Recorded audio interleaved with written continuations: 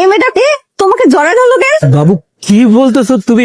বাচ্চা জাস্ট হঠাৎ করে হার্ট ব্রেক করছে আর এই মেয়েটা আমার গায়ের উপরে চলে আসছে। তুমি জিজ্ঞেস করতেছো এই মেয়েকে? জাস্ট র্যান্ডম একটা মেয়ে। আমি কি মেয়েকে চিনি নাকি বলো? ব্রেক করলে কি কাউকে জড়ায় ধরে? আমাকে শিখে আসছো তুমি?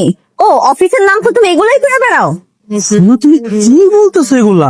পাগল হয়ে গেছো? আমার কথা বিশ্বাস করো শোনা, আমি চিনি না তো এই মেয়েকে।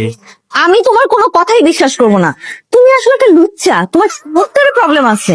আল্লাহ বাঁচাইছে যে আমি বিয়ের আগে এসব জানতে পারছি। শোনো, বিয়ে ক্যান্সেল, আমি তোমাকে বিয়েই করব না। আমরা দুঃখিত।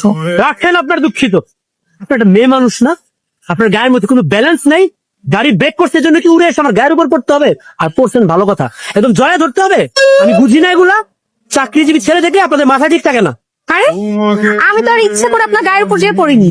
দেখেন, আপনি ইচ্ছে করে পড়েন আর অনিচ্ছা করে পড়েন, পড়ছেন তো আমার গায়ের উপরে, জড়ায় ধরছেন তো আমাকে, তাই না? আপনি যেরকম করে আমাকে জড়ায় ধরে রাখছেন, এটা আমার হবু বউ ভিডিও কলের মধ্যে দেখে ফেলছে। আপনি তো আসলে একটা লোক। আমি তো বলতেছি আমি ইচ্ছে করে আপনাকে ধরিনি। আর আপনার হবু বই বা কেমন, আপনার উপর এইটুকু বিশ্বাস নেই? খবরদার বলে দিচ্ছি, আমার হবু বউকে নিয়ে একটা আজে বাজে ফালতু কথা আপনি মুখ দিয়ে উচ্চারণ করবেন না। পৃথিবীর কোন মেয়ে কি মেনে নিবে তার হাজবেন্ড একটা মেয়ের সাথে এরকম জড়াজড়ি করতেছে? মেনে নিবে? মানবে না। এখন আমাকে বিয়ে কে করবে বলেন? এই মেয়ের কি উচিত না, যেহেতু তার কারণে বিয়ে ভাঙছে, তার এখন উচিত না আমাকে বিয়ে করা? এই মেয়ে যেহেতু আপনার বিয়ে ভাঙছে, তাহলে এটা স্পষ্ট বোঝা যাইতেছে এই মেয়ে আপনার বিয়ে করতেছে। আরে আপনারা তো দেখছি পাগল হয়ে গেছেন। আমি ওনাকে কেন বিয়ে করতে চাবো? আমি তো ওনাকে চিনি না।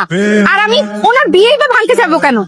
আর যদি বিয়ে ভেঙেও থাকি তাহলে কি এখন ওনাকে আমার বিয়ে করতে হবে? হ্যাঁ অবশ্যই বিয়ে করতে হবো। এত সুন্দর পোলাটা আপনি বিয়েটা ভাঙিয়ে দিচ্ছেন, কেন কি পোলাটা বিয়ে ছাড়া থাকবো সারা জীবন? এ তো দেখছি সব পাগলের মেলা।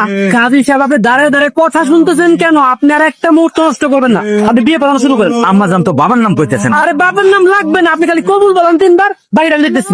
আম্মা জান বাবার নাম পরে দেখা যাবে, আপনি শুধু বলেন কবুল। আমি মরে গেলেও কবুল বলবো না। কবুল বলবা না? না কবুল যদি না বলছো তাহলে জানলা দিয়ে ধাক্কা দিয়ে ফেলে দিব। আমি ওয়ার্নিং দিচ্ছি, আমি 3 পর্যন্ত গুনবো। 3 বলার মধ্যে তুমি যদি কবুল না বলছো, আমি রানিং বাসে তোমাকে ফেলে দিব। 1, 2, আলহামদুলিল্লাহ, সবাই আমার সাথে মোনাজাত ধরেন। একটা হাজবেন্ড আছে আর ওই ঘরে একটা বাচ্চা আছে। তুমি চুপ করে দাঁড়িয়ে আছো কেন? কথা বলো। এই লোক যেগুলো বলতেছে এগুলো সত্যি।